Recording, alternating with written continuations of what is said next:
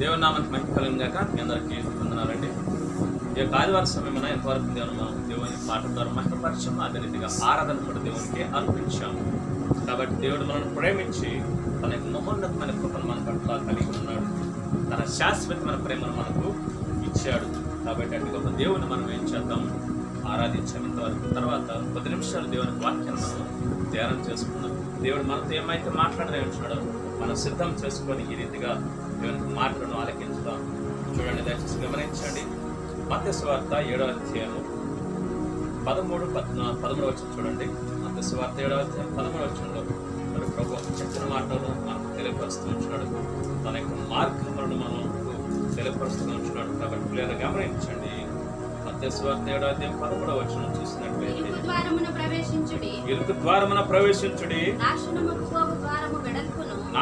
పో ద్వారము వెడల్పును, ఆ దారి విశాలమునై ఉన్నది, దాని ద్వారా ప్రవేశించువారు అనేకులు. జీవమునకు పో ద్వారము ఇరుకును, ఆ దారి సంకుచితమునై ఉన్నది, దానిని కనుగొని వారు కొందరే. చూడండి, ఈ వాక్య భాగం ద్వారా దేవుడు మనతో మాట్లాడను గాక. ఆమేన్. పిల్లలు గమనించండి. మత్తయి సువార్త 7వ అధ్యాయము 13వ వచనంలో మనం చదివి ఉంటున్నాం.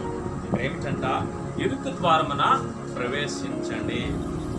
గమనించండి, ఎవరైనా ఇరుకు దారిలో వెళ్తారా? ఇరుకు ద్వారాన వస్తారా? ద్వారం అంటే ఏంటి? గుమ్మం అని అర్థం, లేదా ఇంకోటి మార్గం కూడా అనుకుందాం మన యొక్క టాపిక్ లో చూసుకున్నట్లయితే. కాబట్టి గమనించండి, ఎవరైనా సరే ఇరుకు దారులు వెళ్తారా? ఇరుకు సందులు వెళ్తారా? ఇరుకు గొంతులు వెళ్తారా? వెళ్ళరు.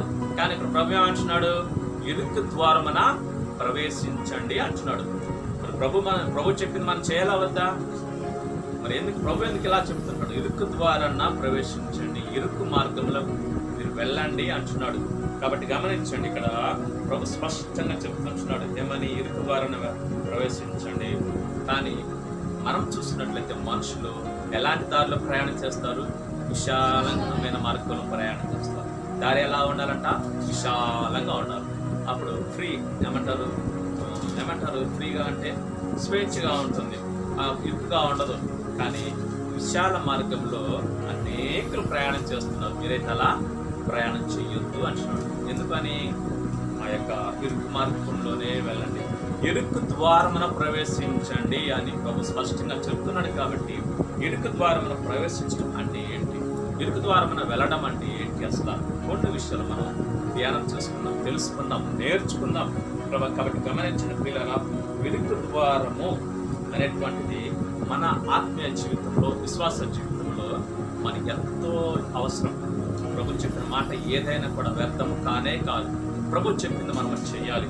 ఒకవేళ అర్థం కాకపోతే, తెలియకపోతే ప్రభువుని అడుగుతాం. ప్రభుని అడిగితే ప్రభువే మనకు బోధిస్తాడు.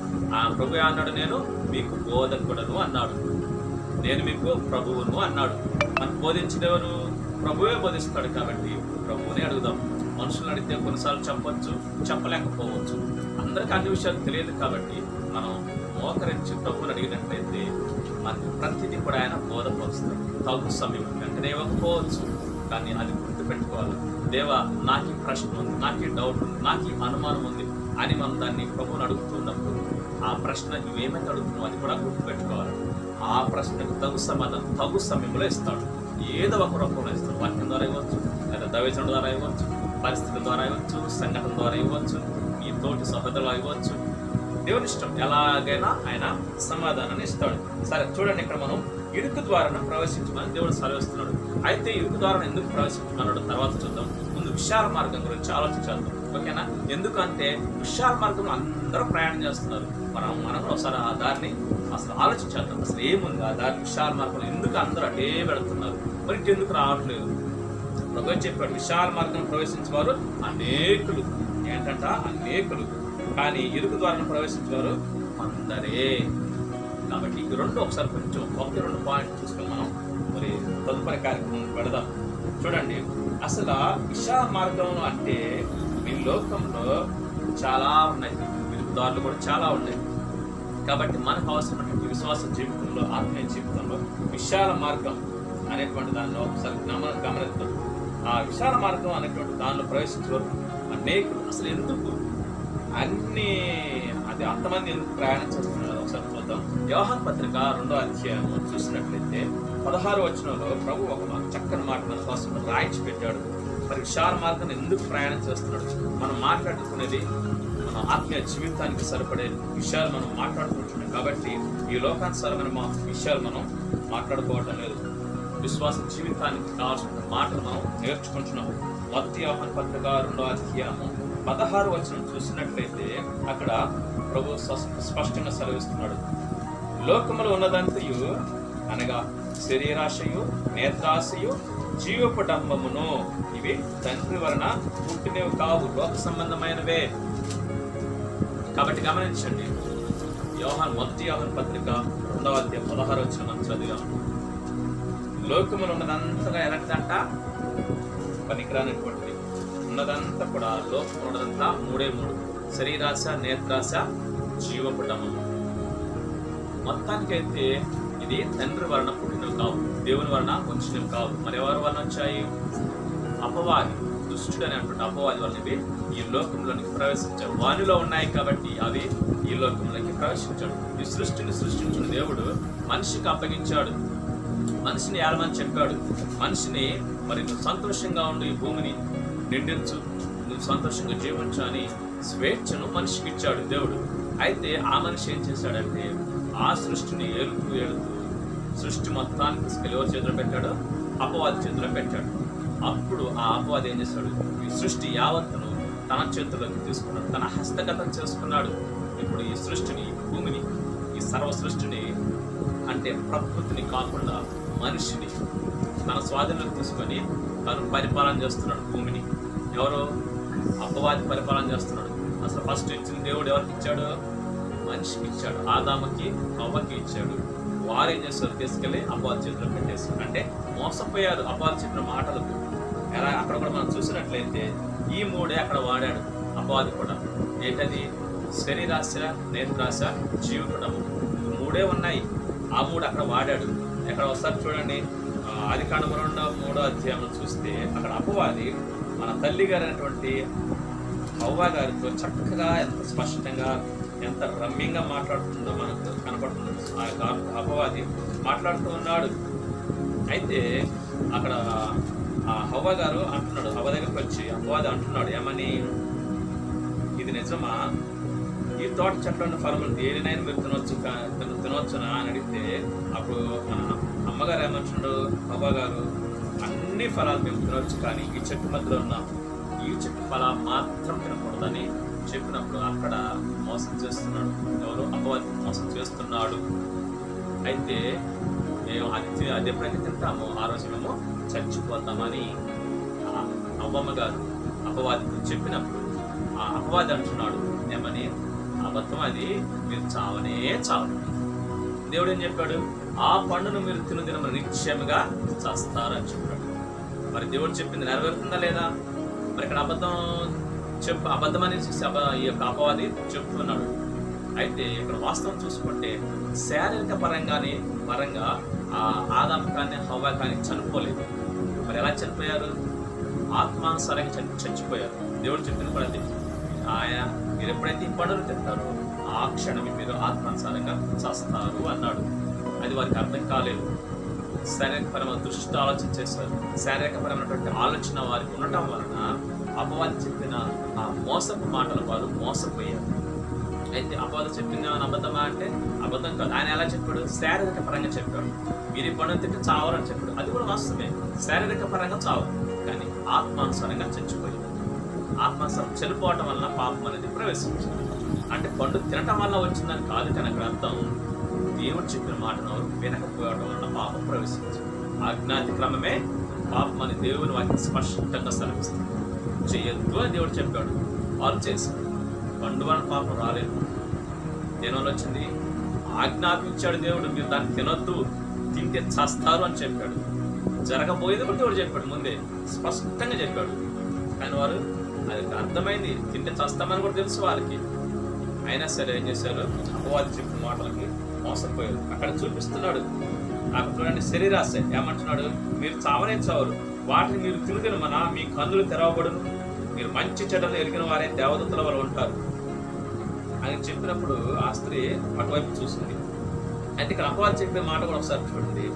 మీరు వాటిని తినుదినమన మీ కన్నులు తెరవబడును, మీరు మంచి చెడ్డలను వివేచించే వివేకం మీకు వస్తుందన్నారు. అపవాది చెప్పిన మాటలవి, అపవాది చెప్పిన మాటలు. అయితే అపవాది చెప్పిన మాట కూడా ఏమి అబద్ధమేం కాదు. ఈ మాట అబద్ధం కాదు. వారి కన్నులు నిజంగానే తెరవబడ్డాయి. అంటే ఆత్మీయ నేత్రాలు మూయబడ్డాయి, శారీరకపరమైన కన్నులు తెరవబడ్డాయి. అంతే. మంచి చెడులు వివేచన వచ్చింది. అంతకుముందు చెడు అనేది లేదు కాబట్టి కేవలం మంచి మాత్రమే ఉంది. అపవాది చెప్పకముందు, ఆ పండు తినకముందు కేవలం మంచి మాత్రమే వారు చూస్తూ ఉన్నారు. ఈ లోకంలో మంచిని చూస్తూ ఉండటం వలన వారికి చెడు అనేది తెలియలేదు. అయితే ఇక్కడ అపవాది ఏం చేశాడు? చెడును యాడ్ చేశాడు. మీరు ఏం చేస్తారంటే మంచిని చెడుని కూడా వివేచిస్తారన్నారు. దేవుడు పెట్టింది అంటే మంచిని పెట్టాడు, కేవలం మంచిని పెట్టాడు, మేలు చేయమని పెట్టాడు, ఆశీర్వాదాన్ని పెట్టాడు, జీవాన్ని పెట్టాడు. అపవాది ఏం చేశాడు? రెండోది కూడా యాడ్ చేశాడు. సో దాని వలన ఈ మనిషి అనేటువంటి ఏం చేశాడు? మనిషి ఏం చేశాడు? సతమతం అవుతున్నాడు. మంచి ఏదో చెడు లేక, చెడు ఏదో గ్రహించలేక అపవాదిపై అపవాది వైపు వెళ్ళిపోయాడు. అపవాది ఆ యొక్క మాటలకు పడిపోయి ఆ చెడునే చూస్తూ ఉన్నారు అన్నమాట. చెడు దేవుడు మంచిని పెడితే ఆ అపవాది ఎప్పుడైతే చెడును కూడా చూపించాడో ఆ చెడును వారు స్వీకరించారు. మీరు చావులు ఆ పండుని తింటే మీకు మంచి ఆరోగ్యం వస్తుంది. ఎంత బాగుందో ఆ చూడ అవసరం పండుని, ఎంత రమ్యంగా ఉందో చూడని చెప్పినప్పుడు వారికి ఆశ కలిగింది, తినాలని ఆశ కలిగింది. ఇది శరీరాశ, తినాలి అనే ఆశ కలిగింది.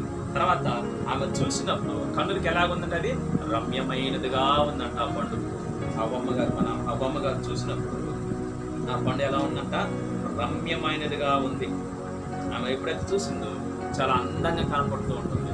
ఇంకేముంది? తినాలనిపించింది. శరీరాశ, నేత్రాశ ఇక్కడే రెండు జరిగిపోయి. తర్వాత జీవపు డమం. జీవపు అంటే ఏంటి? జీవమే. డమం అంటే లేనిది అర్థం, అంటే గొప్పలు చెప్పుకోవటం అని అర్థం. సో ఇక్కడ జీవపు డమం అంటే జీవం లేనిదని అర్థం. సో ఆ పండును తినడం వల్ల వాళ్ళకి జీవం వచ్చిందా? ఏం రాలేదు. ఏమొచ్చింది? మరణం వచ్చింది, పాపం వచ్చింది. ఇంకంతేగాక వారు కడుపు నిండిన తప్ప జీవానికి వారు వెళ్ళలేకపోయాడు. కానీ అదే తోటలో జీవవృక్ష ఫలాన్ని కూడా దేవుడు పెట్టాడు. కానీ అదే దేవుడు తినమని కూడా చెప్పలేదు అనుకుంటా. అయితే అది తర్వాత పెట్టి ఉంటాడు. కాబట్టి గమనించండి, ఏదేమైనా దేవుడు చెప్పిన వారు మీరారు, దేవుని మాటకు వారు అతిక్రమించారు. అక్కడే ఈ యొక్క అవ్వమ్మ గారి దగ్గరే అపవాది మూడుని వాడేశాడు. లోకముడంతా ఈ మూడే: శరీరాశ, నేత్రాశ, జీవకుడం. ఈ మూడుని అపవాది ఇక్కడ వాడేశారు. అవ్వమ్మ గారు ఏం చేశారు? మోసపోయారు. మోసపోయి కన్నులకు మంచిగా కనపడుతుంది, తినడానికి ఆహారంగా పెద్దగా ఉంది పండు, కడుపు నిండింది అని ఇలా ఆలోచన చేసి ఆత్మీయంగా మరి పక్కన పెట్టేసింది. ఆత్మీయంగా దేవుడు చెప్పిన మాటను పక్కన పెట్టేసి సరైనపరమైనటువంటి ఆలోచనతో శరీరాశకు పండు తినాలని, మరి నేత్రాశ చూడగానే అన్ని అందంగా రమ్యంగా చాలా బాగుంది అనే భాష అది తిన్నారు. ఎప్పుడైతే తాను ఆ పండును తిన్నారు అప్పుడు వారి కడుపు నిండింది, కానీ మరణానికి కూడా తెచ్చుకున్నారు. కాబట్టి లోకంలో ఉన్నదంతా ఏంటి? శరీరాశ, నేత్రాశ, జీవపడమం. వీటి కోసమే మనుషులంతా కూడా పరిగెడుతున్నారు. ఆ విశాలమైన మార్గం అందుకోసం పరిగెడుతున్నారు అన్నమాట. ఎందుకు అంటే ఇవి వాళ్ళకి ఫుల్ఫిల్ అవుతుంటాయి. అంటే వారు కావాల్సినంత అనుభవించవచ్చు. శరీరానుసారంగా ఎంతైన సుఖాన్ని అనుభవించవచ్చు. ఈ సుఖాన్ని అనుభవించడానికి అలవాటు పడ్డ వ్యక్తి కష్టం చేయడానికి ఇష్టపడదు. అలాగే చూసింది ప్రతిదీ కావాలనుకున్న వ్యక్తి మరి అది ఎలా సంపాదించాలి అనే దాన్ని ఆలోచించేవాడు. అది కావాలంతే. కాబట్టి పిల్లలు గమనించండి. తర్వాత జీవం లేని దాన్ని వాళ్ళు స్వీకరిస్తూ మరణానికి పాత్రుడవుతున్నారు. కాబట్టి అందుకని శరీరపరంగా ఆలోచిస్తూ శరీరపరంగా ఈ మూడు విషయాల్లో వాళ్ళు తులమునకలై పరుగులెడుతూ ఉన్నారు విశాల మార్గంలో. కాబట్టి దేవుడు అవసరం మనం ఆ రీతిగా వెళ్ళదు. అందుకే అటు వెలుగు వెళితే మీరు ఆ విశాల మార్గంలో ఇష్టానుసారంగా జీవించవచ్చు, ఇష్టానుసారంగా శరీరాల కోరికలు అనుభవించవచ్చు, ఇష్టానుసారంగా మీ కంటికి నచ్చిన చూడవచ్చు, ఇష్టానుసారంగా నువ్వు ఏదైనా తినొచ్చు, త్రాగచ్చు. వీటి వలన మరణం తప్ప మరి జీవం పరలోక రాజ్యం అనేది లేదు. కాబట్టి ప్రభు అంటున్నాడు ఆ విశాల మార్గం వద్దు, కాబట్టి ఇరుకు మార్గంలో ప్రవేశించాడని ప్రభు మనకు స్పష్టంగా చెప్పాడు. కొన్ని అదే రీతిగా 15వ వచనం చూడండి. అదే పత్రిక 15వ వచనం 2వ అధ్యాయం 15వ వచనం, ఈ లోకంలోనైనను లోకములో ఉన్న వాటినైనను ప్రేమింపకుడి. ఎవడైనా లోకమును ప్రేమించిన యెడల తండ్రి ప్రేమ వానిలో ఉండదు. ప్రభు స్పష్టంగా చెప్తున్నాడు. ఎందుకంటే లోకంలో శరీరాశ, నేత్రాశ, జీవపడం ఈ మూడే ఉన్నాయి. ఈ మూడింటి వల్ల నేను మనిషి నరకానికి వెళ్ళిపోతున్నాడు, నిత్య నరకానికి వెళ్ళిపోతున్నాడు. తన ఆత్మను ఆ నరకంలో యుగాలు కాలిపోతూ, శ్రమలు అనుభవిస్తూ, కష్టాలు అనుభవిస్తూ, మరి చాలా వేదనకరమైన ప్రదేశం, చెప్పలేనటువంటి వేదన. కాబట్టి అటువైపు వెళ్ళొద్దు అని ప్రభు చెప్తున్నాడు. అందుకే వీటిని మీరు ప్రేమించవద్దు. లోకంలో ఏమైతే ఉందో లోకానుసారమైనటువంటిది, శరీరానుసారమైనటువంటిది, మీరు దాన్ని ఎంత మాత్రమే ప్రేమించవద్దు. కాబట్టి మరి ఏం చేయాలంట? తండ్రి ప్రేమను మీరు పొందండి. కాబట్టి గమనించండి, మనము ఎవరైనా సరే లోకాన్ని ప్రేమిస్తే దేవుణ్ణి ప్రేమించలేరు. ఎందుకంటే ఇద్దరు ఒకే వ్యక్తులు ఉండలేరు. లోకం ఉండలేదు, మరి ఆత్మీయత ఉండలేదు. కాబట్టి జీవము మరణము ఒకే వ్యక్తులు ఉండవు. ఏదైనా ఒకటే.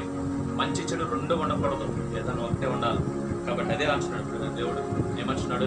మీరు లోకములను వాటిని మరి విసర్జించండి, పైన వాటి మీదనే మీ దృష్టిని పెట్టాలి, కానీ లోకానుసారమైన వాటిని మీ దృష్టి పెట్టద్దు అంటున్నాడు. కాబట్టి గమనించండి, 17వ వచనం మనం చూసినట్లయితే, లోకమును దాని ఆశ్రయం గతించుకోవచ్చున్నవి, దేవుని చిత్తమును జరిగించువాడే నిరంతరము నిలుస్తాడు. గమనించండి, లోకం గతించిపోతుంది, ఏదో ఒక రోజు అంతమైనటువంటిది ఉంది. పేద పత్రిక మనం రాసి చూస్తాం కదా. మరి లోకం ఎలా గతించిపోతుందో ఒకసారి చూసినట్లయితే అదే ఒక పేజ్ తెప్పండి. 2వ పేద పత్రిక 3వ అధ్యాయంలో మనకు కనపడుతుంటుంది. 11వ వచనం, ఇవన్నీ ఇప్పుడు లయమైపోవునవి గనుక ఆకాశంలో రగులు కొని లయమైపోయినట్టు, పంచభూతముల మహావేంద్రులతో కరిగిపోయినట్టు, దేవుని దినపు రాకడకు కనిపెట్టుచు దాన్ని ఆశతో అపేక్షించు మీరు పరిశుద్ధమైన ప్రవర్తనతోనూ ఎంతో జాగ్రత్త కలగవారై ఉండవలెను. చూసారా, ఇక్కడ ఏమంటున్నాడు పేతురు గారు? ఎంత స్పష్టంగా సెలవిస్తున్నాడు. ఈ యొక్క లోకపు అంతం గురించి మాట్లాడుతున్నాడు. కాబట్టి లోకాశలు దాని అవన్నీ కూడా గతించిపోతాయి. ఏదో ఒక రోజు మహావేంద్రముతో చెప్పలేని వేడిమి అనమాట. ఈ ఆకాశాలు భూమి మొత్తం సర్వం నాశనం కాలిపోతాయి, బూడిదైపోతాయి. కాబట్టి దీనికోసం మీరు ప్రాకులాడవద్దు. పంచభూతల మహావేంద్రంతో కరిగిపోతాయి. దేవుని ఉగ్రత దినం ఒకనొక రోజు ఉంది. కాబట్టి నశించిపోయే దానికోసం మీరు కష్టపడవద్దు. మరి దేనికోసం? నిత్యము ఉండేటటువంటి పరలోక రాజ్యం కోసం మీరు కష్టపడండి. అదే అంటున్నాడు కదా ప్రభు. అంటున్నాడు ఏమంట? దేవుని చిత్తాన్ని ఎవరికి చేస్తారో వారు నిరంతరము నిలుస్తారు. ఎక్కడ? పరలోక రాజ్యంలో. కాబట్టి పిల్లలు గమనించండి, మనం ఇరుకు ద్వారాను ప్రవేశించడానికి పోరాడాలని ప్రభు సెలవిస్తున్నాడు. ఇరుకు ద్వారా ఎందుకు వెళ్ళాలో తర్వాత మనకు కనపడుతూ ఉంటుంది. కాబట్టి విశాల మార్గంలో ఇవన్నీ ఉన్నాయి. అంతా కీడే, అల్లరితో కూడిన ఆటపాటలన్నీ ఉంటాయి. శరీరానికి కావాల్సిన సంతోషం దొరుకుతుంది, శరీరానికి కావాల్సిన పోషణ దొరుకుతుంది, శరీరానికి కావాల్సినటువంటి అందమైనవన్నీ దొరుకుతాయి. అంత కూడా అనుభవించవచ్చు. ఎంతకాలం? కొద్ది కాలమే. మహా అయితే ఒక 50 సంవత్సరాలు, 60 సంవత్సరాలు. ఆ తదుపరి జీవితాన్ని ముగించిన తర్వాత అప్పుడు ఏముంటుంది? లోకంలో ఇష్టానుసారంగా జీవించారు. కాబట్టి ఇక్కడ ఏం చేయాలా? బాధలు అనుభవించారు. అందుకే ఒక వాక్యం గుర్తొస్తుంది చూడండి. లూకాసు వార్త 16వ అధ్యాయంలో ధనవంతుల గురించి మరి ప్రభు రాయించి పెట్టాడు కదా. అతనితో, ఆ ధనవంతుడితో ప్రభు సెలవిస్తున్నాడు. ఏమని? చక్కగా స్పష్టంగా సెలవిస్తున్నాడు. నీవు భూమి మీద ఉన్నప్పుడు ఎలా జీవించావు, మరి ఈ యొక్క లాజరు ఎలా జీవించాడు, అదొకసారి జ్ఞాపకం చేసుకోమని చెబుతున్నాడు. కాబట్టి మనం చూసినట్లయితే మన జీవితం, దేవుడు మనకు ఇచ్చిన జీవితం మనం దేవుని కొరకు మనం జీవించాలి. కాబట్టి 25వ వచనం 16వ అధ్యాయం 25వ వచనం చూసినట్టయితే, అందుకు అబ్రహాం కుమారుడా, నీవు నీ జీవిత కాలమందు నీకు ఇష్టమైనట్టు సుఖము అనుభవించుతివి, అలాగే నేను లాజరు కష్టము అనుభవించిన జ్ఞాపకం చేసుకుని ఇప్పుడైతే వాడు ఇక్కడ నెమ్మది పొందుతున్నాడు, నీవు యాతన పడుతున్నావు. కాబట్టి గమనించండి, దేవుడు లేకుండా, దేవుడు నీతో లేకుండా, దేవుని నువ్వు తెలుసుకోకుండా, వాస్తవాన్ని గ్రహించకుండా, అసత్యంలో ఉంటూ, అంధకారంలో ఉంటూ, నీ ఇష్టానుసారంగా జీవిస్తూ, నీ తినుతూ, తాగుతూ, సుఖిస్తూ ఉన్నావు ఎప్పుడు భూమి మీద ఉన్నప్పుడు. కానీ ఇప్పుడు ఈ వేదనకరమైన ప్రదేశంలోకి వచ్చావు, అగ్నిలోకి వచ్చావు. కాబట్టి నువ్వు యాతన పడక తప్పదు. అంటే భూమి మీద మనం సుఖపడతా అంటే సుఖపడకూడదు. దేవుని కంటే సుఖాన్ని మనిషి ఆశించకూడదు. శ్రమపడు, కష్టపడు, కాకపోతే విశ్రాంతి తీసుకో కొద్దిసేపు, అంతే తప్ప దేవుని కంటే ఎక్కువ సుఖాన్ని నువ్వు ఎట్టి పరిస్థితుల్లో కోరుకోవద్దు. నీకున్న దాంతో తృప్తిపడు, నీకున్న దాంతో సంతోషపడు, దేవుడు నీకు ఇచ్చిన దాంతో సంతోషంగా ఉండు అంతే తప్ప సుఖాన్ని, దేవుని ఎక్కువ సుఖాన్ని నువ్వు అనుభవించదు. అందుకే 2 తిమోతి పత్రిక కూడా స్పష్టంగా దేవుడు రాయించి పెట్టాడు. 3 తిమోతి వచనంలో దేవుని కంటే ఎక్కువ సుఖాన్ని అనుభవించడానికి వెళ్తారు. అక్కడ రాయించి పెట్టాడు. మితానుభావులు అనేక లిస్ట్ ఇచ్చాడు. కాబట్టి దేవుని కంటే ఎక్కువ సుఖాన్ని ఎవరైతే కోరుకుంటారో బతకస్తులు, సోమరిపోతులు, తిండిపోతులు, త్రాగుపోతులు వీరంతా సుఖాన్ని అనుభవించేవారే, దాంట్లో సంతోషం ఎత్తుకునేవారే. కాబట్టి భూమి మీద ఉన్నప్పుడు ఏమంటున్నాడు దేవుడు? పని చేయండి, కష్టపడండి అంటున్నాడు. ఎందుకోసం? మీ కుటుంబం కోసం కష్టపడండి. సంతోషంగా ఉన్నాడు, తప్పలేదు, సంతోషంగా ఉండొచ్చు. కానీ దేవుని కంటే ఎక్కువ సుఖాన్ని కోరుకోకూడదు. దేవుని కంటే ఎక్కువ సుఖం అంటే కనీసం ఈ పొల తీసట్టు పెట్టకూడనటువంటి పరిస్థితిలోకి రాకూడదు. కాబట్టి దేవుడు అదే అంటున్నాడు, నువ్వు భూమి మీద ఉన్నప్పుడు సుఖాన్ని అనుభవించావు. కానీ లాజరు ఏం చేశాడు? కష్టాన్ని అనుభవించాడు. కష్టాలు ఉన్నా సరే ఏం చేశాడు? నా మీద ఆధారపడ్డాడు, నన్ను నమ్ముకున్నాడు. కాబట్టి గమనించండి, మనం ఈ భూమి మీద ఉంటున్నాము అంటే ఉండే కొద్ది కాలమైన చాలా చిన్న జీవితం అండి, చాలా చిన్న జీవితం. కాబట్టి ఈ చిన్న జీవితం కోసము మనం ఈ లోకం సుఖాలు అనుభవించామనుకోండి, చచ్చిన తర్వాత నరకంలో మహావేదన అనుభవించాలి. అది మనం దృష్టి పెట్టుకోవాలి. కాబట్టి గమనించండి, ఈ భూమి మీద ఉన్నప్పుడు మనము దేవుని కోసం ప్రార్థనాడాలి. దేవుడు ఎలా జీవించమంటున్నాడు ఆ ప్రకారంగా జీవిస్తే పరలోక రాజ్యానికి మనం వెళ్తున్నాం అనమాట. కాబట్టి గమనించండి, ఈ అగ్ని జ్వాలను మనం తప్పించుకోవాలంటే, ఆ నరకాన్ని తప్పించుకోవాలంటే ప్రభు చెప్పినట్లుగా ఇరుకు మార్గమును మనం ప్రవేశించాలి. కాబట్టి విశాల మార్గంలో అనేకమైనటువంటి సంతోషకరమైనటువంటి సంఘటనలు, సంతోషకరమైనటువంటి ఆ యొక్క విషయాలు ఉన్నాయి. అవన్నీ మనం అనుభవించకూడదు. మనం ఏం చేయాలంట? ఆశను మరి మితంగా ఉంచుకోవాలి. మనం ఏదైనా సరే చూసామంటే దానికి కావాల్సినంత వరకే మనం అనుభవించాలి. దానికి లిమిట్ అనేటువంటి దేవుడు పెట్టాడనమాట. హద్దు దాటుకోకూడదు. ఆశ ఉండొచ్చు కానీ దురాశ ఉండకూడదు. అలాగే సంతోషం ఉండొచ్చు కానీ అమితానందం, ఈ శరీరకపరమైన సంతోషం ఉండకూడదు. ఏదైనా హద్దు మీరు దాటిపోతే అది మరి మనం నరకానికి తీసుకెళ్ళడానికి అవకాశం ఉంటుంది. కాబట్టి గమనించండి, ఆ రీతిగా మనం ఈ లోకంలో మన యొక్క సంతోషము మరి దేవునిలోనే ఎత్తుకోవాలి. దేవుని సంతోషాన్ని మనం పొందుకోవాలి. మనకు కూడా సంతోషం ఇస్తాడు దేవుడు ఈ లోకంలో. ఎప్పుడు? దేవునికి లోపడినప్పుడు మన పనిలోనే సంతోషం ఉంటుంది. దేవుని పని చేసేటప్పుడు సంతోషం ఉంటుంది. దేవుని పని నెరవేర్చినప్పుడు మనకు సంతోషం కలుగుతుంది. ఇంకా చూసుకున్నట్లయితే హవ్వ అలాగే చేసింది. తర్వాత సంసారం కూడా ఏం చేశాడు? శరీరాశలకు లోబడిపోయాడు. దిలీలాను చూశాడు, తర్వాత ఫిలిష్తీయ స్త్రీని చూశాడు. ఇలా అనేక రకాలు చూసి ఆ శరీర సుఖాలు అనుభవించి దేవునికి దూరం అయిపోయాడు. తర్వాత నేత్రాశ చూశాడు, అనుభవించాడు. తర్వాత దానికి తగిన శిక్షను కూడా పొందాడు. కానీ చివరి క్షణంలో మరలా దేవుణ్ణి వేడుకున్నాడు. చివరి క్షణం, చనిపోయే చివరి క్షణంలో, అది చివరి అవకాశం, చివరి క్షణం, దేవాలయాన్ని కృపతో జ్ఞాపకం చేసుకోయా అని దేవుని పాదాలు పట్టుకున్నాడు. ఆ చివరిలో దేవుడు కరుణించి సంస్థని మరలా చేర్చుకున్నాడు, సంస్థని బలపరిచాడు. ఆ రీతిగా మనం ఉండకూడదు, పడిపోయే స్థితిలో దాకా ఉండకూడదు. దేవుడు స్పష్టంగా చెప్తూనే వచ్చాడు, నీ జీవితం పడిపోతుంది, నువ్వు ఏ బలహీనతలో ఉన్నావు అని ప్రభు సెలవిస్తూ ఉంటాడు. తర్వాత అంతేకాదు, యోషావు కూడా దయచేశాడు. యాకోబు వంటకం వండుతూ ఉంటాడు, ఆ యొక్క వంట చేస్తూ ఉంటాడు. యాకోబు, యోషావు పెద్దవాడు, పొలం నుంచి వచ్చినప్పుడు ఆకలితో వస్తాడు. ఏం చేస్తాడు? అక్కడ ఆ యొక్క చుప్పుడు గాలి కూర చూసి, అయ్యా నాకు కొంచెం పెట్టయ్యా, నాకు ఆకలిగా ఉందని అడుగుతాడు తమ్ముడిని. అడిగినప్పుడు అప్పుడు తమ్ముడు కపటంగా తన యొక్క జ్యేష్ఠత్వాన్ని కొట్టేస్తాడు. అయితే ఇక్కడ ఆ యొక్క ఆకలి తీర్చుకోవడం కోసం తన జ్యేష్ఠత్వాన్ని కూడా అమ్మేసుకున్నాడు ఆ యేషావు. కాబట్టి పిల్లరా చూశాడు ఆ యొక్క జీవపడంబాన్ని, ఆ యొక్క జీవమలేని దాన్ని భుజించాడు యేషావు. తర్వాత ఇంకా మనం చూసినట్లయితే యాకోబు కూతురు, ఒక ఏకైక కూతురు దీనా, తను కూడా వేరే పరాయదేశానికి వెళ్ళి తన ఇంటిలో తను ఉండకుండా, తన తల్లిదండ్రులతో ఉండకుండా, తన యొక్క అన్నదమ్ములతో ఉండకుండా బయటికి వెళ్ళిపోయి ఏం చూడాలనుకున్నాడట? దేశాన్ని చూడాలని ఆశపడింది. చూడండి అపవాది ఎలా చేస్తున్నాడు. శరీరాశ, నేత్రాశ. దేవుని బిడ్డ అయ్యి కూడా దేశాన్ని చూడండి. ఆవిడకి ఏం అవసరం? చక్కగా ఇంట్లో ఉండొచ్చు కదా, తల్లిదండ్రులతో ఉండొచ్చు కదా, అన్నదమ్ములతో ఉండొచ్చు కదా. వాళ్ళకి దేవుని స్థుతిస్తూ దేవుని సన్నిధిలో ప్రార్థన చేసుకుంటూ ఉండకుండా దేశాన్ని చూడాలి, ఆ రాష్ట్రాన్ని చూడాలి, ఆ నగరాన్ని చూడాలి అని చెప్పేసి బయటికి వెళ్ళిపోయి ఏం చేయబడింది? తన జీవితాన్ని నాశనం చేసుకుంది. అపవాదికి లోబడిపోయింది. అనుకోని సంఘటనలు ఎదురవటం వలన తన జీవితం సర్వనాశనం అయిపోయింది. తన బయటకు రావటం వలన తను చెడిపోయింది. తద్వారా ఆ అన్నదమ్ములు ఆ యొక్క పట్టణం మీద పడి అందరినీ కూడా చంపడం జరిగింది. కాబట్టి పిల్లలు గమనించి మనం ఎంతవరకు ఉండాలో అంతవరకే ఉండాలి. పరిశుద్ధులుగా, విశ్వాసులుగా, ఆత్మీయ జీవితంలో అపవాది ఈ యొక్క మూడింటిని బాగా వాడతాడు.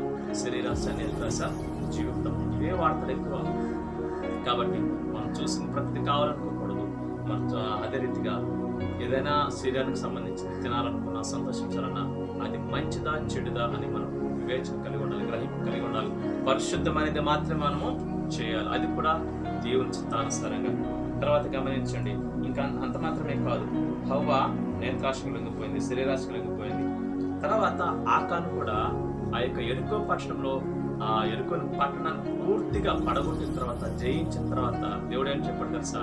ఎరుకో అనేటువంటిది శపితమైనటువంటిది, దానిలో మీరు ఏం కూడా తీసుకోవద్దు, మొత్తం నాశనం చేసేయండి, ఏం తీసుకోవద్దు అన్నప్పుడు ఇశ్రాయేలు ప్రజలందరూ అలాగే చేశారు. కానీ ఒక వ్యక్తి ఆ యొక్క మంచి సినార్ వస్త్రాలు, బంగారాన్ని, వెండిని ఆశపడి ఆ శపితమైన దాని నుంచి తెచ్చుకున్నాడు.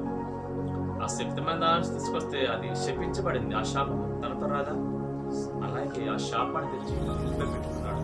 కాబట్టి పిల్లలు గమనించండి, లోకంలో ఎంతో అందమైనటువంటిదిగా, మరి రమ్యమైనటువంటిదిగా, మన కన్నులకు ఇంపైనటువంటిగా కనపడుతూ ఉంటాయి. మన కుటుంబాన్ని పోషించేవిగా ఉంటూ ఉంటాయి.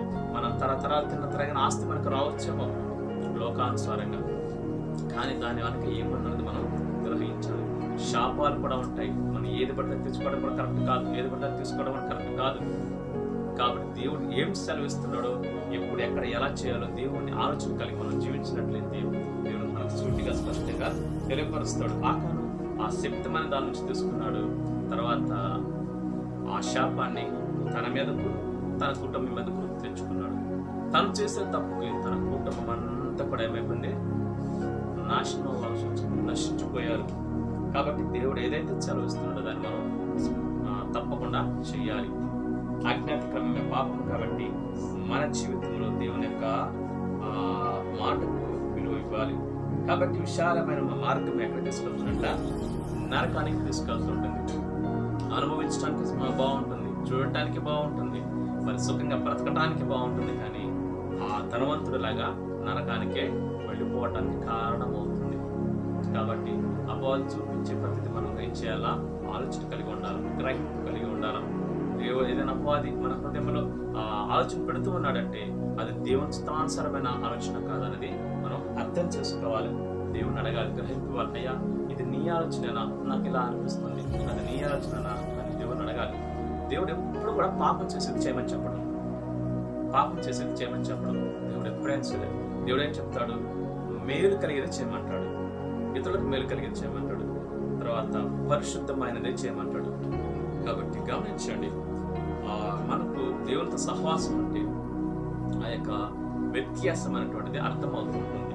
ఒకళ్ళకి అర్థం కాకపోతే దేవుని అడగవచ్చు, దేవా మరి ఇది నిజమే, నువ్వు చెప్పేదానా అని మనం అడిగితే దేవుడు తప్పకుండా సూటిగా స్పష్టంగా మనకు తెలియపరుస్తాడు. విశాల మార్గంలో మనం ప్రయాణం చేస్తే చివరికి అది ఎలా ఉంటుంది తెలుసా? ఇరుకుగా పోయేసరికి, చివరికి అంతానికి వెళ్ళేసరికి ఇరుకుగా పోయి నరకంలో పడతాం. నరకం ఇరికే తెలుసా మీకు? మహాదిత్యం ఉంది ఆ నరకంలో. ఇంతే అంటే ఎంత కాదు నా ఉద్దేశం. ఒక్కొక్క ఆత్మకి ఎక్కడ ఉంటారో తెలియదు, మొత్తం అగ్ని ఉంటుంది, ఏమున్నది అగ్ని, పురుగులు, ఆ తర్వాత భయంకరమైనటువంటి శ్రమలు, వేదలు అక్కడ ఉంటాయి. ఆత్మకు చావు లేదు. కాబట్టి ఆత్మ అంటే మనమే, నేనే. కాబట్టి ఉంటే రెండు చోట్లే ఉండాలా, నరకంలోనే ఉండాలా, పరలోకంలోనే ఉండాలి.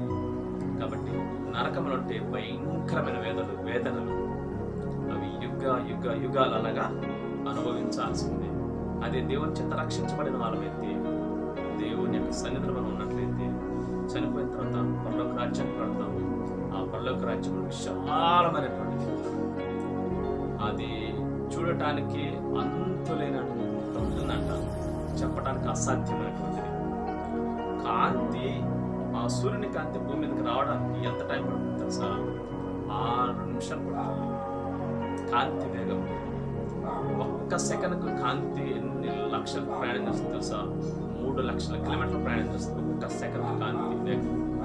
మరి ఆ లెక్కన 6 నిమిషాలు భూమి మీద పడుతుందంటే ఎంత దూరం ఉంటుంది? అందుకే 10 ఉంటుంది పరలోక రాజ్యం. కాబట్టి ఎంత విశాలమైనటువంటి ఇరుకుగా ఉండొచ్చు దేవుని మార్గం, కానీ పరలోకానికి వెళ్తే చెప్పలేనంత విశాలత ఉంటుంది. ఈ బంగారు మేడలు, వజ్ర వైడూర్యాలు, బంగారు వీధులు. కాబట్టి పిల్లలు గమనించండి, ఈ లోకంలో ఉన్నామంటే కొద్ది జీవితం కోసం, కొద్ది సుఖ సంతోషాల కోసం మనం ఆ యొక్క దేవుడు వద్దన్నది మనం చేయకూడదు. కాబట్టి ఈ లోకాన్ని ముగించిన తర్వాత ఆ పరలోక రాజ్యంలో గొప్ప బహుమతులు, నిత్యానందం వారి తల మీద ఉంటుందంట. ప్రభువే వారికి దేవుడిగా ఉంటాడు. కాబట్టి పిల్లలు గమనించండి, ఇరుకు మార్గంలో ఎందుకు ప్రయాణం చేయమన్నాడు అంటే ప్రభువు మనకు మేలు కలగడం కోసమే. చూడండి, ఇంకొక వచనం చూసుకున్నాం. అదే రీతిగా ఇరుకు మార్గంలో పోవడానికి ఏంటంట, మత్తయి సువార్త 13:14 వచనం మనం చూస్తే అక్కడ చక్కగా స్పష్టంగా 2 మార్గాల గురించి ప్రభు సెలవిస్తూ చక్కటి మాటలు మనకు ఉపయోగించాడు, తెలియపరుస్తున్నాడు. మత్తయి సువార్త 7:14 వచనం. సరే 13 నుంచి. ఇరుకు మార్గంలో ప్రవేశించడే చదవరా?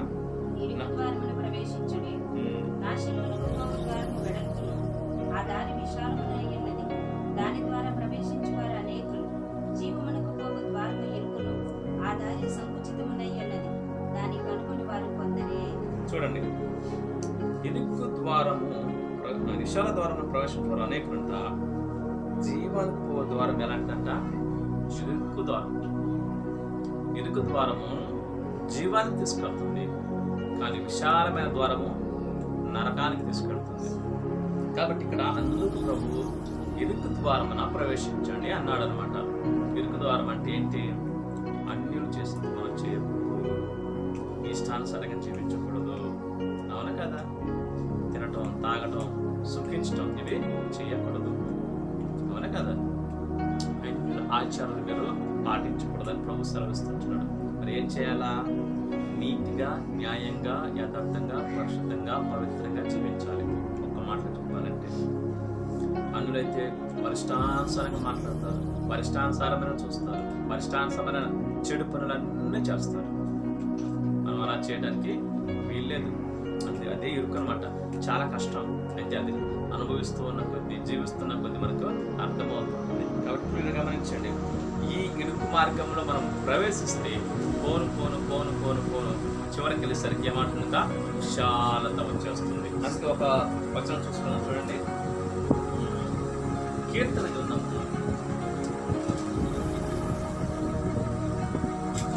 5 చూసినట్లయితే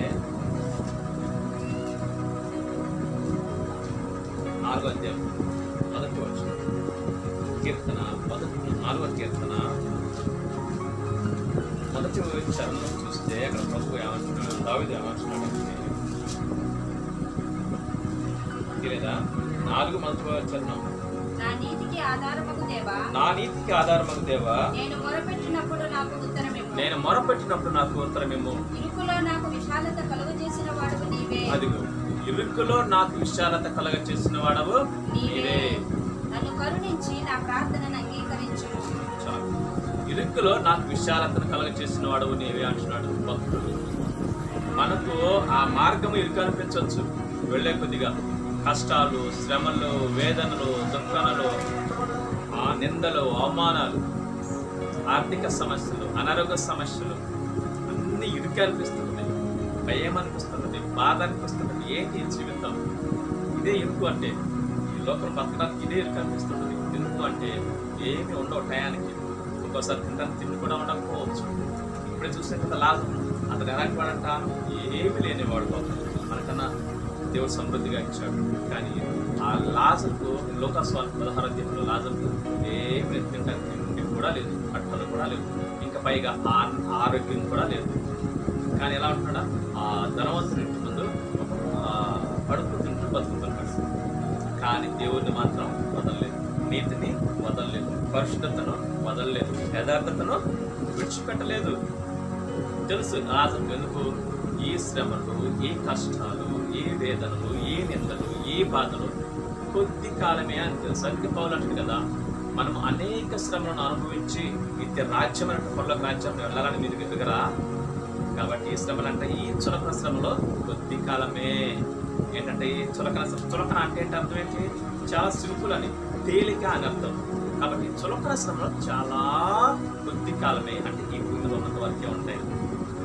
కాబట్టి విశ్వాసి భయపడాల్సిన అవసరం లేదు. కానీ అదే ఇరుకులో ఏమంటాడంటే దేవుడు అంటే ఏం చేస్తాడంట? విశాలత ఇస్తాడు. మనం భయపడాల్సిన అవసరం లేదు. అది ఇరుకుల విశాలత అంటే బహుశా నీకు తినడానికి తినలేదు, ఎగ్జాంపుల్ అనుకుందాం, తినడానికి తినలేదు, నువ్వు మోకరించి ప్రార్థన చేస్తున్నావు, దేవా నాకు ఈ పరిస్థితి ఎలా ఉంది, నా బిడ్డలకు నేను పెట్టుకోవాలి, నాకు ఎలా ఉంది అని కన్నీటి అడిగితే దేవుడు ఆ సమయంలో ఆశ్చర్యకరంగా నీకు ఇస్తాడు, పంపిస్తాడు. అదే ఇరుకుల విశాలత. అయితే ఆయన ఎప్పుడు కూడా తన బిడ్డలను వస్తుంచేవాడు కాదు. సింహం పిల్లలైనా లేమి గలవై ఆకలి ఉంటాయేమో కానీ ఈ యెహోవాయందు భయభక్తులు పిల్లలు ఎప్పుడు కూడా ఆకలితో ఉండరు. కాకపోతే ఎందుకు అంటే శ్రమలో కష్టాలంటే మనకు నేర్పించడం కోసం. దేవుడు ఏమైతే మనం నేర్పించాలనుకుంటున్నాడో అది మనం నేర్చుకోలేకపోవడానికి ఈ తిప్పలకి, ఈ కష్టాలకి ఎప్పుడైతే మనం గ్రహిస్తామో యేసయ్య ఈ పరిస్థితి ఏంటి, ఆ గ్రహింపు నాకు ఇవ్వమని అడిగినప్పుడు దేవుడు తప్పకుండా గ్రహింపిస్తాడు. అది మనం గ్రహించినప్పుడు వెంటనే అది తీర్పు. దానికోసమే దేవుడు లేట్ చేస్తాడు తప్ప నేను ఏదో శ్రమ పెట్టాలని, ఇబ్బంది పెట్టాలని కాదు ఆయన ఉద్దేశం. తన పిల్లలు ఆశీర్వాదకరంగా ఉండాలని దేవుడు ఆశపడుతున్నాడు. అందుకే పేద పనులకు అంటాడు దేవుడు, అంటాడు మాట రాయించాడు, మీరు ఆశీర్వాదం కారకులు అవ్వడానికే పిలవబడ్డారు. దేనికి పిలిచాడంటే దేవుడు మనను ఆశీర్వాద కారకులు ఉండటానికి పిలిచాడు. మరి కష్టాలు, శ్రమలు, దుఃఖాలు ఎందుకు? మనం దేవుని మాటకు లోబడకపోవటం వల్ల. అందుకే ఇవి దేవుడు పెడుతూ ఉంటాడు తప్ప దేవునికి లోబడితే ఆయన తన పిల్లల్ని ఎప్పటికీ కూడా పస్తుంచేవాడు కాడు, కష్టపెట్టేవాడు అసలే కాదు. మన పిల్లలు మనం కష్టపెడతామా? మన పిల్లలు మనం పస్తు ఉంచుతామా? ఉంచం కదా. అలాగే మన తండ్రి అయినటువంటి దేవుడు యేసయ్య మనను కష్టాలు ఉంచేవాడు కాడు. మనం ఏంటంటే పూర్తిగా ఆయన మీద ఆధారపడాలని ఆయన ఆశపడుతున్నాడు. అందుకే అలా ఎప్పుడైతే జీవిస్తామో అప్పుడే ఆ ఇరుకులో మనకు విశాలత కలగ చేసేవాడు. ఆ విషయం అర్థమైంది దావీదు గారికి. అందుకే ఆయన అంటున్నాడు, అయ్యా ఇరుకులో నాకు విశాలత కలగ చేసేవాడు నువ్వే అంటున్నాడు. అది అర్థం కాదు చాలా మంది జనాలకు. ఈ కష్టాలు, ఈ శ్రమలు, ఈ దుఃఖాలు, వేదనలు, బాధలు, అనారోగ్య సమస్యలు, ఆర్థిక సమస్యలు నా వల్ల కాదు అనుకొని వాళ్ళు ఏం చేస్తారు? సైడ్ అయిపోతారు, లోకానుసారంగా వెళ్ళిపోతారు. ఇష్టానుసారంగా సంపాదించవచ్చు, ఇష్టానుసారంగా కూడబెట్టుకోవచ్చు. డబ్బు ఉంటే అంటే మనుషులు అనుకునే మాట, దేవుణ్ణి ఎరకన ప్రజలు అనుకునే మాట, డబ్బు ఉంటే మనకి అన్నీ ఉన్నట్టు. కానీ ఆ డబ్బు ఉంటేనే సర్వ రోగాలు అంటారు. ఆ డబ్బు ఉంటే, అందుకే దేవుని వాక్యం స్పష్టంగా ఉంది కదా, ఏమంటున్నాడు? ధనాపేక్ష సమస్త కీడులకు మూలము. అంటే ధనం వద్దు అని నా ఉద్దేశం కాదు, కానీ ఉండొచ్చు. దేవుడికి ఇస్తే దేవుని పరీక్షకు వాడుతూ, దేవుడు చెప్పినట్టుగా వాడుతూ సంతోషంగా ఉండదు, తప్పులేదు. కానీ ధనాపేక్ష ఉండకూడదు. అంటే దురాశ. నీకు ఉన్నదానితో తను సంతృప్తి పడక వాళ్ళకి అది ఉంది నాకు అది కావాలని చెప్పేసి అడ్డదారిలో సంపాదించడం, ఇది అనమాట. అది ఉండకూడదు అంటున్నాడు దేవుడు. నీకున్నదాంతో తృప్తి పడు, కష్టపడి సంపాదించుకో, కష్టపడి పని చేసుకో, తప్పులేదు. అన్యాయం చెయ్యొద్దు, లంచం పుచ్చుకోకూడదు. కాబట్టి దేవుడు ఏమంటున్నాడంటే ధనాపేక్ష సమస్త కీడులకు మూలం. కాబట్టి న్యాయంగా మనం సంపాదించుకోవచ్చు, న్యాయంగా పని చేసుకోవచ్చు, తప్పులేదు. కాబట్టి ఇరుకులో విశాలత కలగ చేసేది దేవుడే. కాబట్టి అది అర్థం కనుక చాలా మంది ఈ యొక్క ఇరుకు మార్గంలో ప్రయాణం చేయడం మా వల్ల కాదని చెప్పేసి మరి వారు లోకానుసారంగా జీవిస్తూ దానిలోనే సుఖం ఎత్తుకుంటున్నారు, దానిలోనే సంతోషాలు ఎత్తుకుంటున్నారు. తాత్కాలికమైన ఆ సంతోషాన్ని ఏం చేస్తుందంట? తాత్కాలికమైనటువంటిది. కాబట్టి పిల్లలు గమనించండి. ఇంకంతే కాదు, యోబు గ్రంథం కూడా చెప్పిన మాట దేవుడు మన కోసం రాయించాడు. 36వ అధ్యాయం 16వ వచనంలో ఆ చక్కటి మాట, ఇరుకులోనే దేవుడు మనకి ఏం చేస్తాడు? మనం ఇరుకు అనుకుంటున్నాం అంటే ఇరుకు మార్గంలో ప్రయాణం చేయడం ఎవరు ఇష్టపడరు. కానీ ఒకసారి దాంట్లో కొంత దూరం ప్రయాణం చేస్తే దేవుడు ఎలాంటి ఆశీర్వాదాలు పెంచాడు, ఆయన ఎలా మనకు సహాయం చేస్తాడు, ఆయన ఎలా మనల్ని నడిపిస్తాడో మనకు అర్థమవుతుంది. అనుభవించిన వాడికి తెలుస్తుంది తప్ప అది బయట నుండి చూసేవాడికి అర్థం కాదు. చూడండి ఒకసారి. బాధలో నుండి ఆయన నిన్ను తప్పించును, ఇరుకు లేని విశాల స్థలమునకు నిన్ను తోడుకొని పోవును. అది చూసారా? బాధలు తప్పిస్తాడు, ఇరుకులో ఏం చేస్తాడంట? విశాలమైన మార్గాన్ని నడిపిస్తాడు. స్టార్టింగ్ లో మనకి ఇరుకు అనిపిస్తుంది, కాదనం చూసి వాడికి ఇరుకు అనిపిస్తుంది, బాధలు ఉంటాయి, శ్రమలు ఉంటాయి, కష్టాలు ఉంటాయి. కానీ నమ్మకంగా నువ్వు వాటిలో నిలబడు, దేవుని మీదపై ఆధారపడు, విశాలమైనటువంటి స్థలానికి నువ్వు తీసుకెళ్ళిపోతాడు. అదే ఇరుకులో నీకు విశాలత కలగ చేస్తానని ఇంతకుముందే చూసాం. కాబట్టి గమనించండి ప్రియులారా, దేవుడు చెప్పిన మాట మనం లోబడితే, దేవుడు చెప్పినట్టు మనం జీవిస్తే సంతోషంగా ఉంటాం. కానీ మొదటగా చూడటానికి ద్వారం ఇరుకుగానే ఉంటుంది. ఎందుకు అంటే అది జీవం కలిగిన ద్వారం కాబట్టి, అది జీవానికి తీసుకెళ్తుంది కాబట్టి ఇరుకుగానే ఉంటుంది. కాబట్టి ఇంకా మనం చూసినట్లయితే అంతేకాదు, తర్వాత మనకు ఆ మార్గంలో ఎలా వెళ్ళాలో దేవుడు మనకు చక్కగా నేర్పిస్తాడంట, బోధిస్తాడంట. చూడండి, మొదటి సమయంలో 12:20 చక్కటి మాట మనకు దేవుడు తెలియపరుస్తున్నాడు.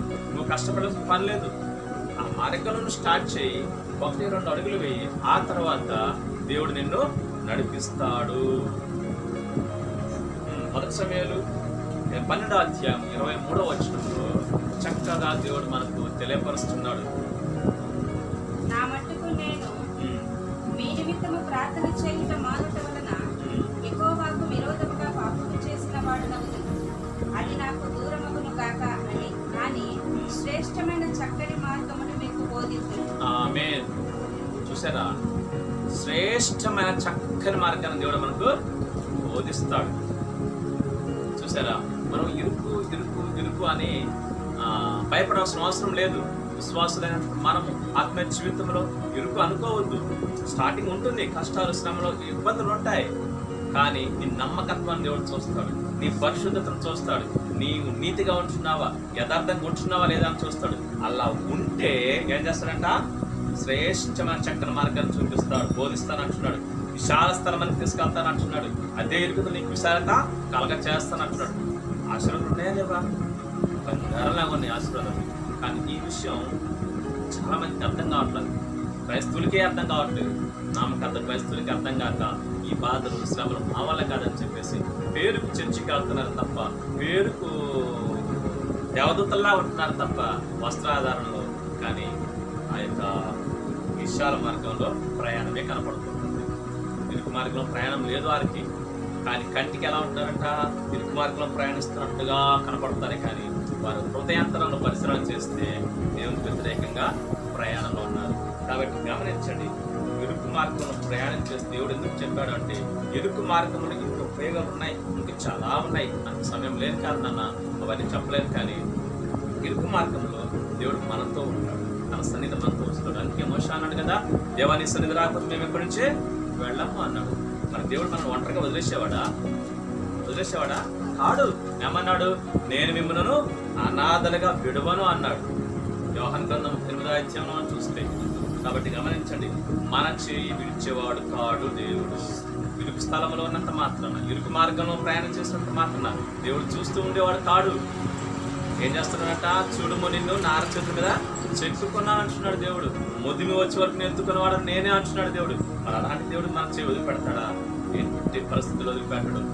నేను నిన్ను విడువను, ఎడబాయనని ఆయన చెప్పాడు కదా, దగ్గర 13:17. కాబట్టి గమనించండి, దేవుడు మనలను విడిచేవాడు కాడు. ఆయన మనతో ఉంటాడు, తన సన్నిధి మనతో ఉంచుతాడు, తన దేవతను మనతో కాపలాగా ఉంచుతాడు.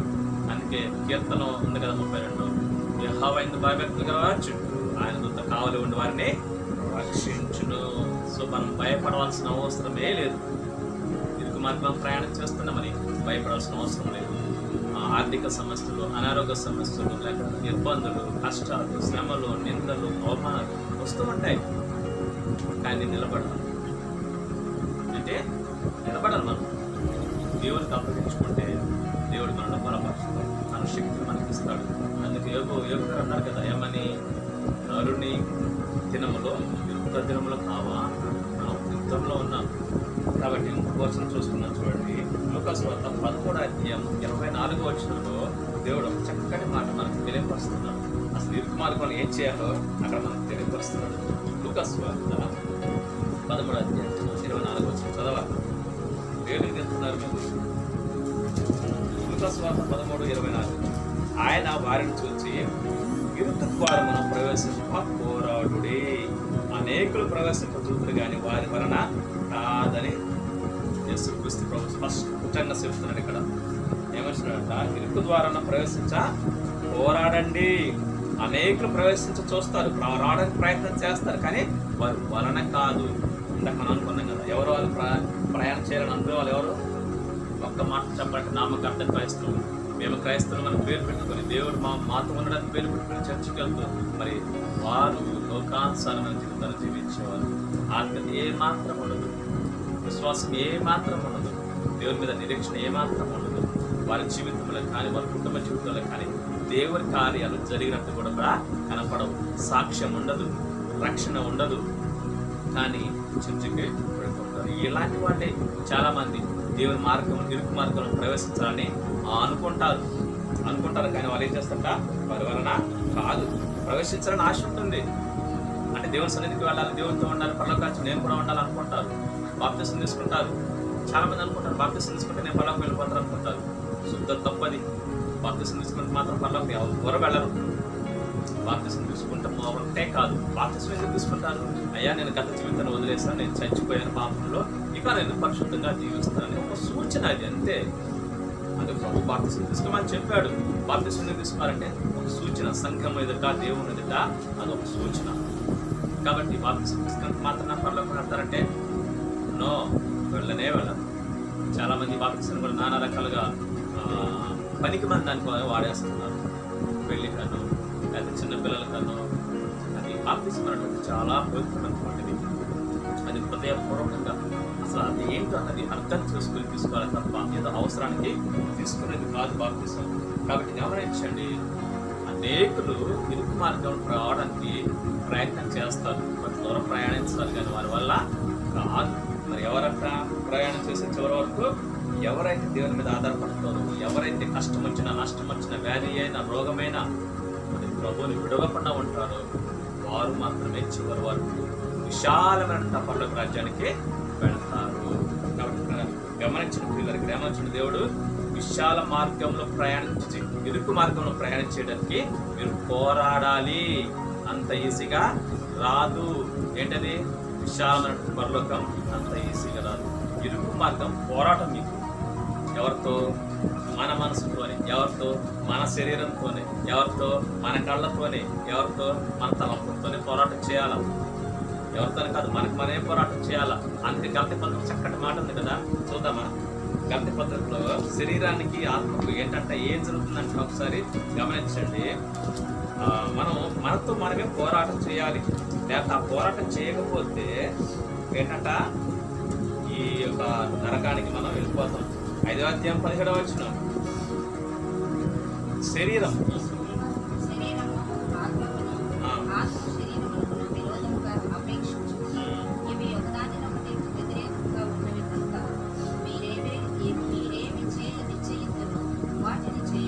చూడండి ఎంత చక్కగా మనకి దేవుడు స్పష్టంగా తెలియపరుస్తున్నాడు. శరీరము ఆత్మకు, ఆత్మ శరీరముకు విరోధంగా పోరాటం చేస్తున్నాయి. అవునా కాదా? అవును. మనం ఆత్మీయులుగా ఉంటున్నామంటే శరీరం ఏం చేస్తుంది? తిను, తాగు, సిగ్గించు, సినిమా చూడు, టీవీలు చూడు, సీరియల్స్ చూడు, ఇల్లు పడుకో, అంతే. వాస్తవమే, కరెక్టే. కాబట్టి ఈ బద్ధకం, నిద్ర ఇవన్నీ కూడా శరీరానికి సంబంధించినటువంటి క్రియలు. కానీ ఆత్మ ఏమంటుంది? ఆత్మ ఎప్పుడు మెలకువగా ఉంటుంది, యాక్టివ్గా ఉంటుంది. ఆ ఆత్మను చంపకూడదు. అంటే అందుకే పౌలు అంటాడు కృష్ణ పత్రికలో, ఆత్మను ఆర్పకుడి, పరిశుద్ధాత్మని దుఃఖ పెట్టద్దు. ఆత్మ ఎప్పటికీ యాక్టివ్గా ఉంటాడు మనలో ఆత్మ. అందుకే ప్రభు కూడా శిష్యులతో చక్కటి మాట్లాడాడు. గెత్సేమనే తోటలకు వెళ్ళినప్పుడు అక్కడ పేతురు, యోహాను, యాకోబు వాళ్ళని తీసుకుని వెళ్ళి ప్రార్థన చేస్తూ ఉంటాడు రాత్రికాల సమయంలో. రేపటి రోజున మరి సిలువకు వెళ్ళక ముందు ఆ రాత్రి దేవుడు అక్కడికి వెళ్ళి ప్రార్థన చేస్తాడు. తండ్రి ఈ చిత్తమైతే ఈ గిన్నెను నా గురించి తొలగించు అని ప్రార్థించేటప్పుడు వచ్చి వారిని లేపుతాడు. అవునా? శిష్యులు లేపుతాడు. పేతురు ఎందుకు నిద్రిస్తున్నారు? ఆత్మ సిద్ధమే కానీ శరీరము బలహీనం. కాబట్టి శరీరము ఆత్మకు విరోధంగా ఉంటాయి. మనం ఏం చేయాలా? శరీరం బలహీనమే కాదను ఆత్మీయ విషయాలు, కానీ ప్రభుకు అప్పగించాలి. మనల్ని మనం సజీవ యాగమును దేవునికి అప్పగించుకుంటే ఆయన బలపరుస్తాడు. అయితే మనం ఆశపడాలి. దేవా, ప్రార్థన చేయడానికి నాకు సహాయం చేయి, నీతిగా జీవించడానికి నాకు సహాయం చేయి, పరిశుద్ధంగా జీవించడానికి నాకు సహాయం చేయి, ఈ మార్గాలు నాకు బోధించినప్పుడు ప్రభు చక్కగా మనకు సహాయం చేస్తుంది. గమనించండి, శరీరము ఆత్మకు కూడా పోరాటం. కాబట్టి ఈ ఇరుకు మార్గంలో, ఈ ఇరుకు ద్వారంలో మనం చివరి వరకు వెళ్ళాలంటే మనం బ్రతికున్నంత వరకు ఏం చేయాలా? పోరాడుతూనే ఉండాలి. మన శరీరంతో మనమే పోరాడాలి. అంటే అపవాది మన శరీరాన్ని ఉపయోగించుకొని మనకు అంటే మనము అంటే ఆత్మ మనకు వ్యతిరేకంగా ఈ శరీరాన్ని లేపుతూ ఉంటాడు. పడుకో, తిన్ను, చూపించు, ఆ దేవుని సంగతి తర్వాత వెళ్ళొచ్చులే, ఈ ఆదివారం వద్దులే, మరి ఈ గుడికి నెక్స్ట్ టైం వెళ్దాంలే, ఇట్లా కొంచెం నిర్లక్ష్యం తీసుకొస్తుంది. దాన్ని లోతుగా తీసుకెళ్ళిపోతాడు. కాబట్టి గమనించండి, శరీరంలో ఉన్నటువంటి మనము ఏం చేయాలా? ఇరుకు ద్వారంలో ప్రవేశించడానికి, ఇరుకు ద్వారంలో ప్రయాణం చేయడానికి, ఇరుకు ద్వారం చివరి వరకు వెళ్ళడానికి, గమ్యస్థానం వరకు వెళ్ళడానికి ఏం చేయాలా? నిత్యము పోరాడుతూనే ఉండాలి. శరీరము ఆత్మ నిత్యం పోరాటం జరుగుతుంటాయి. కాబట్టి ఈ పోరాటంలో మనం చేయకుండాలి అంటే దేవుని మహాకృప మనతో ఉండాలి, దేవునికి సన్నిధి మనతో ఉండాలి, దేవునికి ఆత్మ మనతో ఉండాలి, పరిశుద్ధాత్మ శక్తి మనము నింపబడాలి. అలా ఉండాలంటే అనుక్షణము దేవునితో సహవాసం ఉండాలి. ప్రార్థన గంటల తరబడి ప్రార్థన చేయాలి, బైబిల్ చదువుకోవాలి, ధ్యానించాలి, వాక్యాన్ని దేవుణ్ణి స్తుతించాలి. ఈ మూడు తప్పకుండా ఎవరైతే చేస్తారో, ప్రార్థన, బైబిల్, స్తుతి, ఆరాధన, ఈ మూడు ఎవరైతే ఎక్కువ సమయం దేవునితో ఉంటారో వారు ఈ శరీరపరమైనటువంటి క్రియలను జయించగలుగుతారు. చివరి వరకు ఆ యొక్క మార్గంలో మరి విజయాన్ని వారు చూడగలుగుతారు. అందుకే పౌలు గారు అనుకుంటున్నాం, నేను పానార్పణముగా పోయబడుతున్నాను, నా ప్రతి కడప తీర్చాను, నా కోసం జీవక్రియట మంచబడినది, నీతి క్రియత మంచబడింది, అది నాకు మాత్రమే కాదు కానీ తన రాకను అపేక్షించుకుంటే ఒకరికి ఆయన సిద్ధం చేసుకుంటాడు. కాబట్టి గమనించండి, మనం ఏం చేయాలా? ఈ ఇరుకు మార్గంలో ప్రయాణం చేయడానికి ఇష్టపడ్డాము వచ్చాము, కానీ మధ్యలో మనం వెనుతిరిగి చూడకూడదు. వెనుతిరిగి చూస్తే మళ్ళా నరకానికి, అవిశాల మార్గానికి వెళ్ళాలనిపిస్తుంది. అపవాది ఏడ్చుకెళ్ళిపోతాడు. అందుకే ప్రభు అన్న చక్కటి మాట, నా గంట మీద చేయి వేసి వెలుగుతున్న చూసుకోవడం నాకు పాత్రుడు కాడు అంటున్నాడు. కాబట్టి అలా కాకుండా సులువుగా చిక్కులు పెట్టి పాపాన్ని విడిచిపెట్టి ఏం చేయాలంట?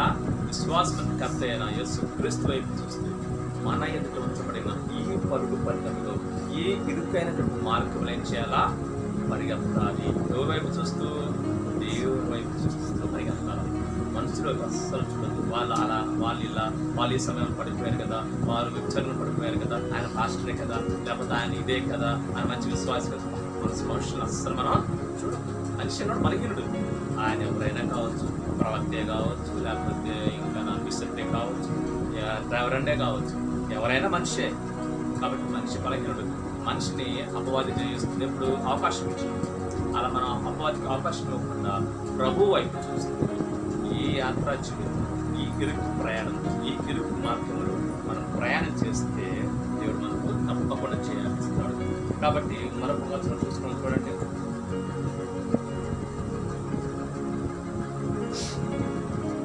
కాబట్టి మనం ఏం చేయాలంట? ఇరుకు మార్గం ప్రయాణం చేయడానికి దేవుని యొక్క సహాయాన్ని మనం కోరుకోవాలి. అయితే దేవుడు ఏమంటున్నాడు?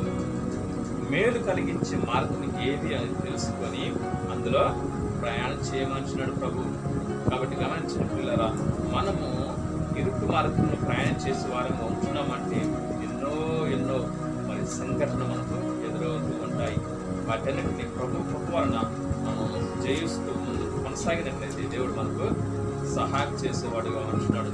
కాబట్టి విశాల మార్గానికి ప్రయాణం చేయడానికి లోకస్తులు ఎంతో మంది ఊళ్ళో ఉంటున్నారు, విడిపోతున్నారు.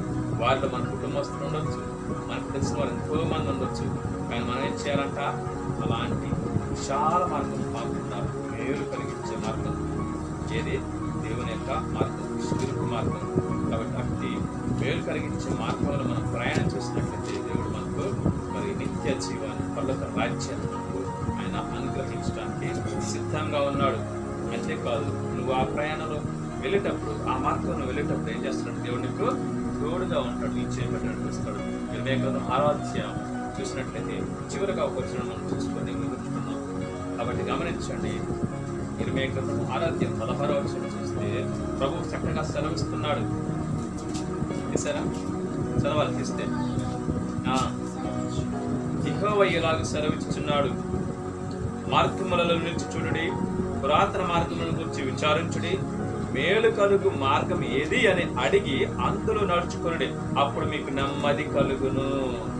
ఏంటంట? దేవుని స్తోత్రం. మేలు కలిగే మార్గం ఏది అని అడిగి అందులో నడుచుకోవాలి. అప్పుడు ఏం జరుగుతుంది? నెమ్మది కలుగుతుంది, విశ్రాంతి జరుగుతుంది, సంతోషం జరుగుతుంది. మేలు కలిగించే మార్గం ఏది? దేవుని మార్గం. ఆయన అన్నాడు కదా, యోహాను సువార్త 14:4 ఏమన్నాడు? నేనే మార్గము, నేనే సత్యము, నేనే జీవమునై ఉన్నాను అని ప్రభు సెలవిచ్చేవారు యేసయ్య. కాబట్టి యేసుక్రీస్తు మార్గంలో మనం ప్రయాణం చేస్తే మనకు నెమ్మది, శాంతి, సమాధానము ఉంటుంది. మనకు ఉంటుంది, మన కుటుంబంలో కూడా ఉంటుంది. కాబట్టి పిల్లలు గమనించండి, విశాల మార్గం కాకుండా ఇరుకైనటువంటి క్రీస్తు మార్గంలో మనం ప్రయాణం చేస్తే విశాలమైనటువంటి ఆ పరలోక రాజ్యాన్ని మనం చేరుకుంటాం ఈ దేహాన్ని వదిలిన తర్వాత. కాబట్టి దేవుడు మనం ఆ ఇరుకు మార్గంలో ప్రయాణం చేసేటప్పుడు ఆయన ఎంత మాత్రం మనలో విడిచిపెట్టేవాడు కాదు. ఇరుకులోనే మనకు విశాలతను కలిగించేవాడు. ఆ ఇరుకు మార్గంలో ఎలా ప్రయాణం చేయాలో మనకు నేర్పిస్తాడు, బోధిస్తాడు. ఆ ఇరుకు మార్గంలో మనం చేయి పట్టి నడిపించేవాడు. ఆ ఇరుకు మార్గంలోనే మనకు విశాలతను చూపించేవాడు. అంతేకాదు, ఆ ఇరుకు మార్గంలో ఎలా పోరాడాలో కూడా మనకు దేవుడు ప్రతి క్షణము మనకు తెలియపరుస్తూనే ఉంటాడు. తన సహాయం మనకు అందిస్తూనే ఉంటాడు. తన దూతను మనతో పాటు ఉంచుతాడు. కాబట్టి గమనించండి, ఇరుకు మార్గం నేను భయపడాల్సిన అవసరం లేదు. దేవుడు మనకు తన సన్నిధి మనతో ఉంటుంది. ఎదురయ్యే ప్రతి పరిస్థితిని ఎలా చేయించాలో, ఎలా తప్పించుకోవాలో దేవుడు మనకు తెలియపరుస్తూ ఆ రీతిగా మనకి ప్రతి విషయంలో ప్రతి సమయం మనకు జయాన్ని ఇస్తూ ముందుకు నడిపిస్తూ ఉంటాడు. కాబట్టి పిల్లలు గమనించండి, లోకం వెళ్ళినట్టుగా మనం వెళ్ళద్దు. లోకం నేత్రాస, శరీరాస, జీవితం ఇటువైపు వెళ్ళిపోతూ అశాశ్వతమైనటువంటి మన ఈ యొక్క లోక సంతోషం కోసం తమ జీవితాన్ని నాశనం చేసుకుంటున్నారు. నిత్య నరకానికి పాత్రులు అవుతున్నారు. అలా ఉండకుండా మనం పరలోక రాజ్యానికి వెళ్ళాలని ప్రభువు ఏమంటున్నాడు? ఇరుకు ద్వారా ప్రవేశించ పోరాటం చేయండి అంటున్నాడు. పోరాటం, మనం ప్రతి ఒక్క పోరాటం భూమికి వచ్చామంటే ప్రతి మనిషి పోరాటం చేయాల్సిందే. కాబట్టి జంతువులు ఏ రీతిగా పోరాటం చేస్తాయి? ఆహారం కోసం. తెలుసా మీకు ఆ విషయం? జంతువులు ఆహారం కోసం పోరాటం చేస్తాయి. మనం కూడా అలాంటి పోరాటం చేయాలి. ఆత్మీయ జీవితంలో, విశ్వాస జీవితంలో ఏం చేయాలా? మన విశ్వాసాన్ని కాపాడుకోవడానికి, మన సాక్ష్యాన్ని కాపాడుకోవడానికి, మన పరిశుద్ధతను కాపాడుకోవడానికి, మన నీతిని కాపాడుకోవడానికి, మన యథార్థతను కాపాడుకోవడానికి ఏం చేయాలా? పోరాటం చేయాలి. ఆ పోరాటంలో దేవుని మీద ఆధారపడితే దేవుడు నీకు జయాన్నిస్తాడు. శక్తిహీనులకు శక్తి కలగచేసేది ఆయనే, బలహీనులకు బలాన్ని ఇచ్చేది కూడా దేవుడే. యెహోవా కొరకు ఎదురు చూచేవారు నూతన బలాన్ని పొందుకుంటారు. మనం ఏం చేయాలా? దేవుని కోసం ఎదురు చూడాలి. ఏదైనా పరిస్థితి ఎదురైందనుకోండి, ఏదైనా పరిస్థితి వచ్చినప్పుడు, అది ఏదైనా కావచ్చు, శ్రమ, కష్టం, నష్టం, ఇరుకు, ఇబ్బంది ఏదైనా కావచ్చు, ఏం చేయాలా? దేవుని కోసం కనిపెట్టాలి, దేవుని మీద ఆధారపడాలి. కాబట్టి మనుషులను నమ్ముకున్న కంటే యెహోవాను నమ్ముకున్నట మేలు. రాజులను నమ్ముకున్న కంటే యెహోవాను ఆశ్రయించుట మేలు. రాజులు కాదు, మనుషులు కాదు, ఎవరంట? మనకు పరమ తండ్రి దేవుడి మీద ఆధారపడాలి. ఆయన చూసుకోవడానికి, యేసయ్య చూసేదానికి, నా బిడ్డ నా మీద ఆధారపడితే నేను సమస్తము ఇస్తాను అంటున్నాడు. కాబట్టి ప్రభు అంటున్నాడు రోమపత్రికలో, తన ఏకైక కుమారుని మన కోసం ఇచ్చినప్పుడు సమస్తాన్ని మనకి ఎందుకు ఇవ్వడు? అర్థమైందా? యేసుక్రీస్తుని మనకి ఇచ్చేసాడు. యేసుక్రీస్తుని మనకి ఇచ్చేసినప్పుడు ఈ సమస్తాన్ని మనకి ఇవ్వలేడా? ఇస్తాడు. నీకు అర్థం కావాలంటే, నీకు ఒకే ఒక కొడుకున్నాడు అనుకుందాం. నీకు సింపుల్గా అర్థం కావాలంటే, నీకు ఒకే ఒక కొడుకు, ఈ ఆస్తి మొత్తానికి వేల కోట్ల ఆస్తి ఉంది, నీకు ఒక్కడే కొడుకు. ఆ ఒక్క కొడుకుని నాకు ఇచ్చేస్తే ఆ వేల కోట్ల ఆస్తి నాకు ఇవ్వలేవా? అదే దేవుడు చెప్పింది. తన ఏకైక కుమారుడు మనకి ఇచ్చినప్పుడు సమస్తాన్ని మనకి ఎందుకు ఇవ్వడం? ఇచ్చేస్తాడు కదా. అందుకే సమస్తమును మేలు కలుగట్టుకై సమస్తమును సమకూడి మనకు జరిగిస్తున్నాడు దేవుడు. భయపడాల్సిన అవసరం లేదు. కాబట్టి గమనించండి, ఇరుకు మార్గంలో వెళ్ళడానికి మనం పోరాటం చేయాలి. ఆ రీతిగా మన పరిశుద్ధ జీవితాన్ని కాపాడుకోవడానికి దేవుని సహాయాన్ని పొందుకుంటూ మరి ఈ పోరాట జీవితాన్ని ప్రభువులోనే చివరి వరకు ముగిద్దాం. మరి ఇందుకు మనకందరికి సహాయం చేస్తున్నట్టు పెంచండి కనుక ఆమేన్. దయచేసి మోకరించండి, ప్రార్థన చేసుకుందాం.